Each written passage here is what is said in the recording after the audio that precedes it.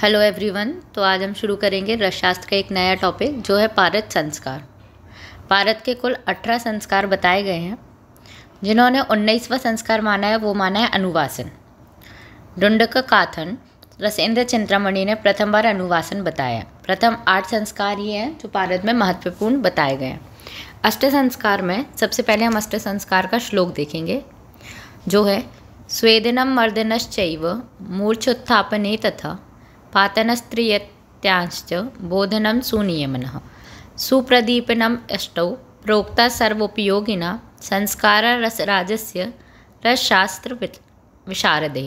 रसतरंगिणी का ये श्लोक है जो आपको बाय हार्ट लर्न करना है।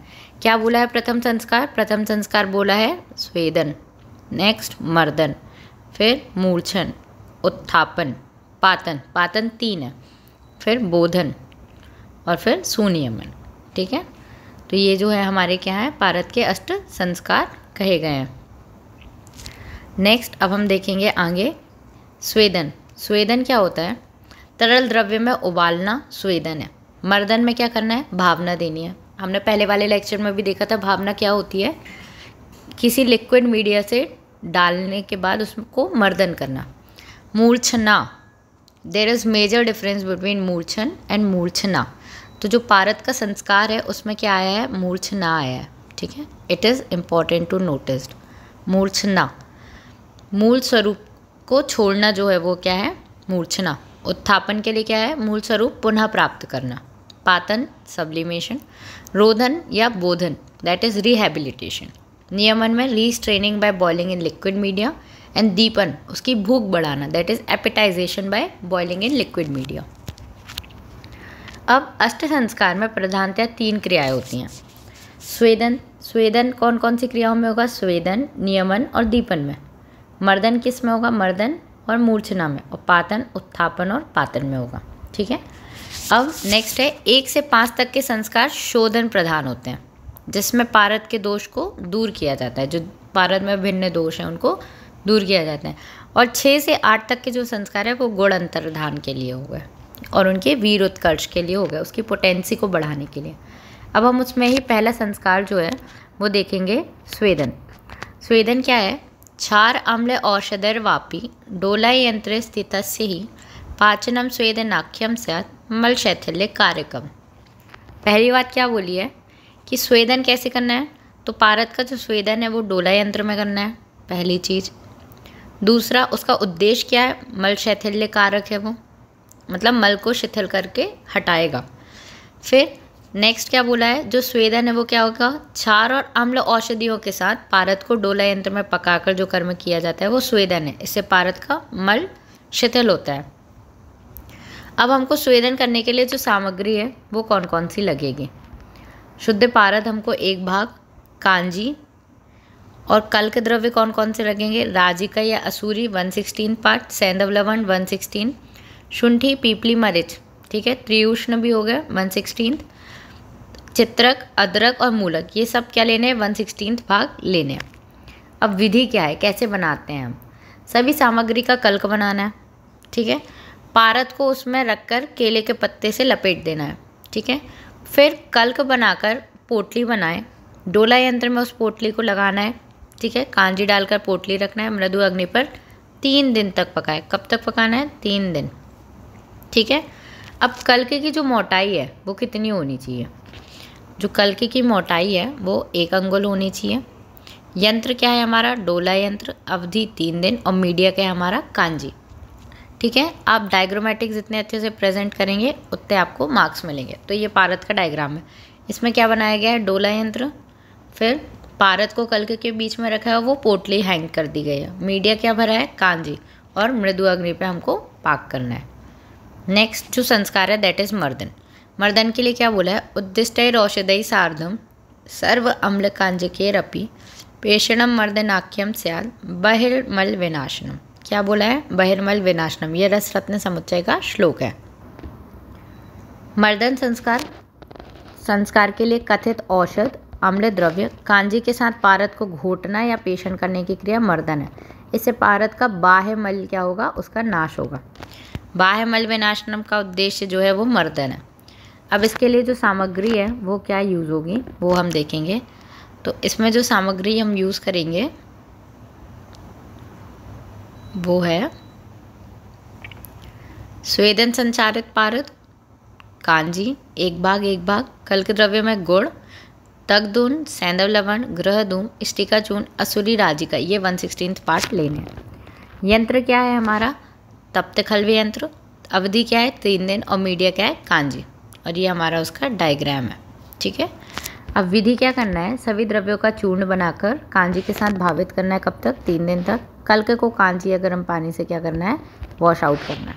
तो जो हमको पारद मिलेगा वो क्या होगा? हमारा मर्दन हुआ पारद। अब मूर्छन वाला पारद। अब मूर्छना करना है हमको। अब इसमें क्या करना है? मर्दना अदिष्ट भैषर्जन नष्ट पिष्टत्व कार्यकम तन्मूर्छनम ही वंगादि भू कंचुक नाशनम। इस संस्कार में वर्णित औषधियों के साथ पारद को मर्दन करना है। जब पारद में नष्ट पिष्टत्व आ जाएगा तो उसका क्या हो जाएगा? मूर्छन संस्कार हो जाएगा। मूर्छन संस्कार से पारद के वंगादि भू संपर्कजन्य कंचुक दोष नष्ट हो जाते हैं। नष्ट पिष्ट लक्षण क्या होते हैं? औषधियों के साथ पारद को मर्दन कर उसके मूल स्वरूप को क्या कर देना? दूर करना नष्ट पिष्ट कहलाता है। मतलब उसकी चंचलता को दूर करना। इसका उद्देश्य क्या है? नैसर्गिक, यौगिक और पादिक दोष इसके निकालना। अब पहले क्या किया था? मर्दन। तो मर्दन संस्कारित पारद लेना है, कांजी लेना है 1 भाग, कल्क द्रव्य में चित्रक, त्रिफलाहरित की, आम्ल की, विबित की और कुमारी लेना है 1/16 पार्ट। अब इसमें विधि क्या है? इन औषधियों के साथ पारद को तप्त खल्वे यंत्र में नष्ट पिष्ट होने तक क्या करना है? मर्दन करना चाहिए।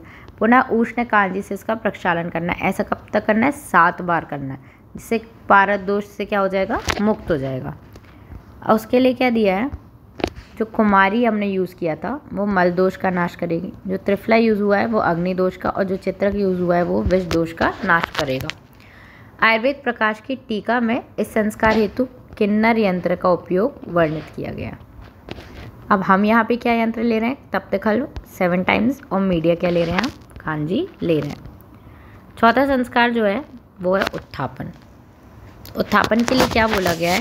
स्वेदापादि योगेन स्वरूपापादनम हियत तद उत्थापनम इत्युक्तम मूर्छना व्यापत्ति नाशनम। कांजी आदि के द्वारा सेवन या धूप के संयोग से पारद को पुनः अपने स्वरूप में लाना। ठीक है, वो क्या होता है? उत्थापन संस्कार। उत्थापन संस्कार पारद को मूर्छा दोष से क्या करता है? दूर करता है।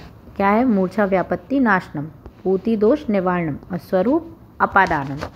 जो नष्ट पिष्ट हो गया था उस स्वरूप को फिर से वापस लाना। इस प्रक्रिया में हमको क्या चाहिए? डोला यंत्र, पातन यंत्र और प्रक्षालन करना है।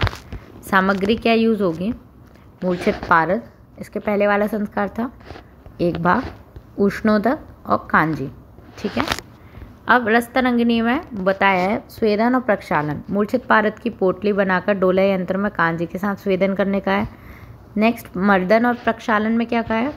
मूर्छित पारद को कांजी के साथ मर्दन करना है और उष्ण जल से धोना है। धोना इस प्रक्षालन। आताप सेवन, वस्त्र निष्पीड़न, उसके लिए क्या बोला है? मूर्छित पारद को जंबीरा, मातुलिंग या अन्य अम्ल रस के सूर्य प्रकाश में भावित करना है। ठीक है। नेक्स्ट जो हमारा आता है वो आता है पातन। पातन के लिए क्या बताया गया है? उक्त औषधम मर्दितम पारदस्य यंत्र स्थितस्योस ऊर्ध्वम अधश्च त्रियकः। ठीक है, ऊर्ध्वम अधम और त्रियक। निर्यंतम पात संज्ञ मुक्तम वंगादि संपर्क कंचुनाशनम। कथित औषधि द्वारा पारद का मर्दन करके ऊर्ध्व, अध एवं त्रियक पातन यंत्र द्वारा पारद को प्राप्त करना क्या कहलाता है? पातन। जिससे पारद स्थित नाग वंग के संपर्क से उत्पन्न कंचुक दोष क्या हो जाते हैं? नाश हो जाते हैं। इसका और जो उद्देश्य है वो क्या है? यौगिक, दैट इज नाग और वंग दोष का नाश करना। इसके पहले क्या हुआ था? उत्थापन। तो उत्थापन संस्कारित पारद को 2 भाग लेना है। यहाँ आया है 2 भाग, बाकी जितने भी अभी हम पारद ले रहे थे वो 1 भाग थे। शुद्ध ताम्र चूर्ण 1 भाग, सैंधव लवण 1/20 भाग, नींबू रस और अम्ल कांजी। इसमें प्रकार 3 है, ऊर्ध्व, अध और त्रियक। अब हम ऊर्ध्व पातन की बात करेंगे। पहले इसको समझ लेते हैं इसकी विधि क्या है।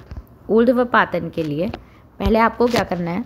एक घड़ा लेना है, उसमें नीचे क्या करना है? पारद और ताम्र की पिष्टी लेप कर देनी है यहाँ पे। उसके ऊपर एक और घड़ा रखना है और ये तोयाधार रख देना जो जल से भरा है, ठीक है। ये रखने के बाद क्या करना है, आप यहाँ से अग्नि देंगे तो ये सबलाइम होके जो रहेगा वो क्या हो जाएगा, सबलाइम होके यहाँ पर इकट्ठा हो जाएगा। तो जो ये इकट्ठा हुआ है वो ऊर्ध्वपातित पारद हमको प्राप्त होगा। समझ आया? इसके लिए जो है वो क्या चाहिए, उत्थापित पारद 3 भाग, ताम्रचूर्ण 1 भाग, नींबू रस। यंत्र क्या चाहिए, ऊर्ध्वपातन यंत्र। ऊर्ध्वपातन में क्या होता है, तोयाधार ऊपर होता है, नींबू स्वरस, उत्थापित पारद, शुद्ध ताम्र और नींबू स्वरस से मर्दन करके एक पिष्टी बनानी है। कल्क को ऊर्ध्वपातन यंत्र के निचले पॉट में लगाना है। अग्नि देके ऊर्ध्वपातित पारद इन अपर पॉट जो मिला है उसको फिल्टर और क्या करना है, स्टोर कर लेना, ठीक है। नेक्स्ट है अधपातन। अधपातन के लिए पहले हम समझ लेंगे कैसे करना है। एक आपको गड्ढा बनाना है, उस गड्ढे के अंदर आपको क्या कर देना है, ये वाला नीचे घड़ा रख देना, जिसमें क्या भरेंगे, जल। उल्टा करके एक और घड़ा रखना है और उसके अंदर जो उसका बेस है ऊपर वाले का, वहाँ पे आपको क्या भरना है, यहाँ पे पिष्टी लगा देनी है। और ये जो है ये उपले रखे गए हैं, ये जो बाहर रखे गए हैं ये क्या है, हमारे उपले। इन उपलों में क्या देनी है, आग देनी है। तो ये जो पारद है वो कहाँ आ जाएगा, हमारा नीचे इकट्ठा हो जाएगा, ठीक है।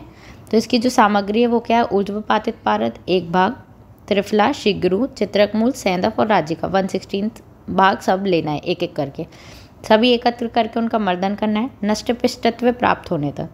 ऊर्ध्वपातन पात्र में लेप करके ऊपर कंडे रख दे, अध पात्र में जल भरें, कंडे जला दें, तो अधपातन यंत्र ये तैयार है आपका, ठीक है। नेक्स्ट हम बात करेंगे दैट इज त्रियक पातन।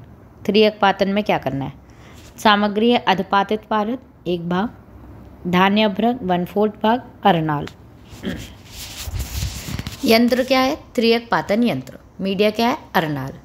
अधपातित पारद धान्य अभ्रक का मर्दन अरनाल के साथ करना है, नष्टपिष्ट स्वरूप होगा। त्रियक पातन यंत्र में रख के उसको अग्नि देना है, ठीक है। डिस्टिलेशन प्रोसेस है एक तरीके से। इसमें क्या करना है आपको, पहले तो जो एक घड़ा है उसमें पारद और पिष्टी लेना है, उससे क्या लगानी है आपको, एक नली लगानी है टू द सेकेंड पॉट। लगाने के बाद आपको क्या करना है, अग्नि देना है। जब अग्नि से क्या होगा, वो सबलाइम होके सेकेंड पॉट में इकट्ठा हो जाएगा, दैट इज त्रियक पातन। नेक्स्ट हमारी प्रोसेस आती है दैट इज रोधन, जिसको हम बोधन भी कहते हैं। जल सैंधव युक्तस्य रसस्य दिवसत्रयम् स्थितिर्स्थापनी कुंभे यस्सौ या असौ रोधन उच्यते। रसरत्न समुच्चय ने कहा है सैंधव लवण का घोल बनाना है और 3 दिन तक पारद को उसके अंदर रखना है। एक बड़े मिट्टी के घड़े में 1 भाग सैंधव लवण और 3 भाग जल डालकर घड़े का मुख बंद करके 3 दिन रखना है। उससे पारद की क्या होगी, षडंधता और मंदता उसको त्याग देगा, वो वीर्यवान हो जाएगा, वो इसे बोधन कहते हैं। रसरत्न समुच्चय 11 अनुसार बोधन संस्कार 2 प्रकार से होता है। एक तो पहला डोला यंत्र में स्वेदन करने से होगा 3 दिन, या द्वितीय घट स्थापन में। घट और जो ये बना है ये हमारा घट स्थापन। इसमें क्या किया, नमक वाला जो सैंधव लवण का पानी था उसमें पारद को 3 दिन रखना है। इससे क्या होगा, इसका उद्देश्य है कि पारद की जो चंचलता है वो बढ़ जाएगी, षंडत्व निवार्यते और वीर में वृद्धि होगी, दैट इज वीर्यम प्राप्न होती। नेक्स्ट है नियमन। नियमन में क्या बोला है, रोधनाल लब्ध वीर्यस्य चपलत्व वर्तये क्रियते पारदे स्वेदा प्रोक्तम नियमनम ही तत्। रसरत्न समुच्चय ने बोला है रोधन संस्कार पश्चात पारद के वीर्योत्कर्ष हो जाने के कारण पारद पुनः चपल हो गया है। अब इस चंचलत्व को नियमन से क्या करना है, दूर करना है, तो पारद को स्वेदित किया जाता है, ठीक है। अब इसका उद्देश्य क्या है, चपलत्व नियमन वीर्य प्राप्ति बहिर्मित्रत्व कारक, वह निमित्रत्व कारक। सामग्री क्या हुई, बोधन संस्कारित पारद 1 भाग और सेकेंड कांजी। कल के द्रव्य क्या है, फणी दैट इज तांबुल पत्र 1/6, लहसुन मार्कव दैट इज भृंगराज, बंधिर कारकोटी और चिंच ये लेना है आपको। और विधि क्या है, सेम है, स्वेदन करना है, पहले उसका कल्क बनाना है, उसके बीच में पारद रखने हैं, केले के पत्ते से उसमें रख के सूती कपड़े से बांध के फिर पोटली बनाना है, डोला यंत्र में रखना है, हीट फॉर द 3 days। यंत्र डोला है, मीडिया कांजी, अवधि 3 days है। ये मेन चीज़ याद रखना है कि कौन सा यंत्र है, कौन सा मीडिया है, कितने दिन की अवधि और इंग्रेडिएंट्स क्या है। विधि तो आप एक बार समझ के मन से भी लिख सकते हैं। लास्ट संस्कार है दीपन। दीपन के लिए क्या बोला है, धातु जैसे ताम्र आदि खनिज पाषाण मूल को मिश्रित कर घड़े में रखकर कांजी की मदद से पारद को 3 दिन तक स्वेदन करने से उसमें क्या होता है, दीपन होता है। दीपन से क्या होता है, पारस ग्राथार्थ मतलब जो एपेटाइट है उसकी वो बढ़ जाती है, तो ग्रास को जीर्ण करने योग्य बनाने के लिए ये किया जाता है। पारद की ग्रासार्थ और विभुक्षत बढ़ाने के लिए। नियमन संस्कारित पारद एक भाग, कांजी कल्क द्रव्य और क्या है, भू शोधित स्फटिका 116, खग दैट इज शुद्ध काशीष, शुद्ध टंकण, मरिच, सैंधव लवण, असुर राज्य का शीघ्रुत्वक। ठीक है। यंत्र क्या है, डोला यंत्र। मीडिया क्या है, कांजी। अवधि क्या है, 3 डेज। ठीक है। तो इसमें हमको क्या करना है, स्वेदन करना है किसका, पारद का, जिससे उसमें क्या हो जाए, उसका उद्देश्य क्या है, ग्रासार्थ और विभुक्षा बढ़ाने के लिए। तो ये आज हमने देखे पारद के अष्ट संस्कार, जो बहुत इंपॉर्टेंट है from LAQ point of view and SAQ point of view. Okay, तो आप इसको बहुत अच्छे से प्रिपेयर करिए कि इसमें क्या मीडिया यूज़ होना है, कितने दिन तक के लिए। पहले तो आपको सीक्वेंस लर्न करना पड़ेगा कि अष्ट संस्कार का सीक्वेंस क्या है, उसके लिए आपको ये श्लोक बाय हार्ट लर्न करना पड़ेगा। स्वेदनम मर्दनश्चैव मूर्छर उत्थापने तथा पातंत्र्यश्च बोधनम सुनियमना सुप्रदीपनम अष्टौ प्रोक्ता सर्वोपयोगिना संस्कार रसराजस्य रसशास्त्र विशारदे। ये रस तरंगिनी का ये श्लोक है। ओके, तो अब हम मिलते हैं हमारी नेक्स्ट वीडियो में। तब तक आप अपना ख्याल रखिएगा। Thank you so much. और अभी तक अगर आपने लाइक और सब्सक्राइब नहीं किया है तो चैनल को लाइक और सब्सक्राइब ज़रूर करें।